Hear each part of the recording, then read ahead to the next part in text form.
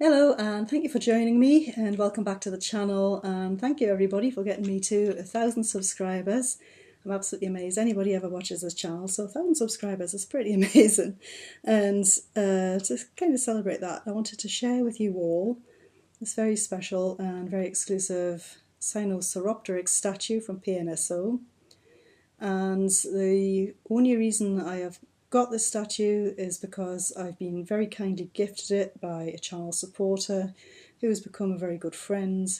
As you can see, I've got two depictions of Sinosauropteryx here, and both of these have come from my friend, and I can never thank you enough. So getting on to Sinosauropteryx, of course it's very popular with collectors. There's not a huge number of really good renditions of it out there.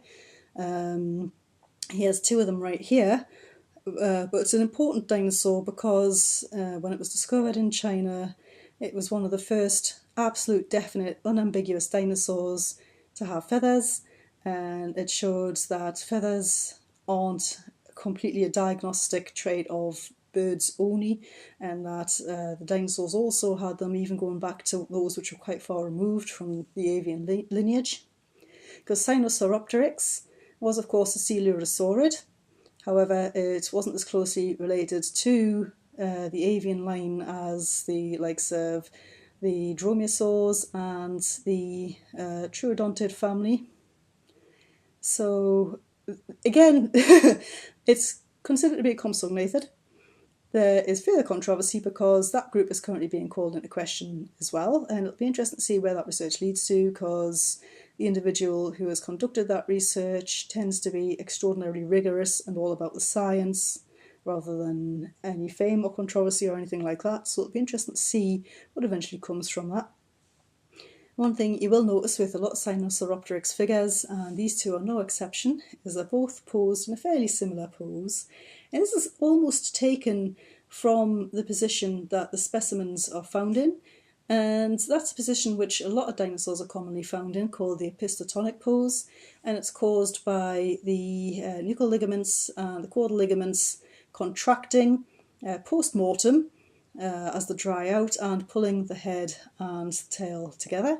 Of course, in this case, the sculptor has kind of taken this basic pose and turned it into more of a dynamic sort of leaping pose. You can see the smaller figure here is depicted with the jaws closed, and it really looks very dynamic. This great long tail, which Sinosauropteryx is known for, is raised, and the head's thrown back. And if we just take a closer look at this little one here, when Sinosauropteryx was discovered, some argued that what appeared to be the feathers around the body, or the fur, was simply another product of the decay post-mortem, and that it was just tough skin fibres, cartilage coming out and being preserved.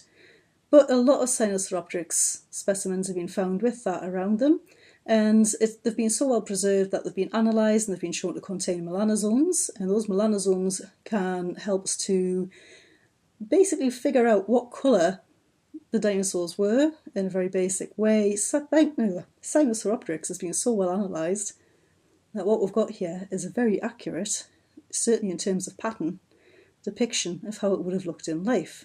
So as you can see, for all it's quite vibrant, we've got a base colour which is orange or ginger here with lovely white striping up this great long tail, darker points at the tips of the limbs and the face, and then the bandit mask here is actually shown on this particular figure.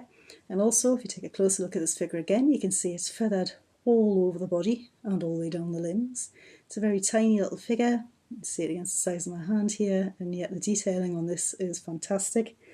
Of course, it's not quite as detailed as this absolutely marvellous, very, very well cast bronze figure here.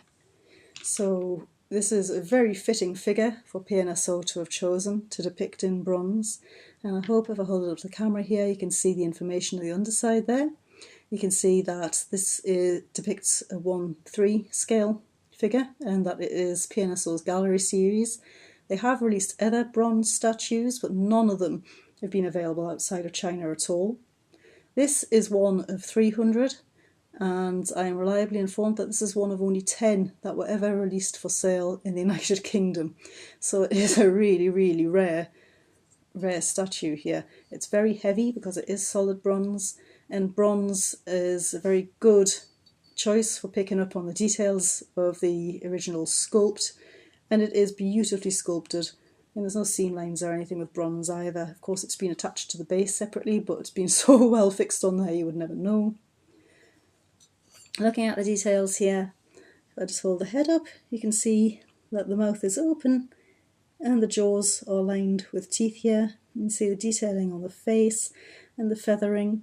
If you look down the back, you can see the feathering's kind of falling either side. It really gives the impression of like a soft feathery coat. And you can also see how the feathers are rippled and raised and slightly tufty looking. It gives a real sense of movement. So it's absolutely amazing that this heavy metal statue has got so much motion within it. The motion of this great long tail and everything is just absolutely fantastic.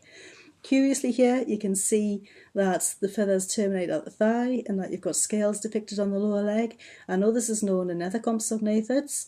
I'm not too sure if it's known in Sinosauropteryx, but it's a really nice touch. And you can see that the muscles aren't overly bulging or anything here either, but they are quite clearly there. It's really well sculpted.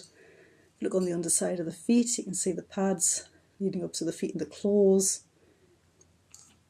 And again, on the hands, the forelimbs seem to be quite devoid of any feathering, and then the scales along the tops of the hands and the claws here. It's all very, very sharp and very heavy. And even the base here is really beautifully designed. You can see there's a lot of debris on the base, and that's just a very, very effective setting for our Sinosauropteryx here. Absolutely exquisite piece of this very, very important dinosaur. And I can't stop looking at it. It's an absolutely extraordinary piece to have. It's certainly one of the most important dinosaurs I own in my collection now. And I really hope that you've all enjoyed having a look at this with me. And I really hope it won't be too long until the next video. Thank you again to my channel supporters, and I hope to see you all soon in the next one.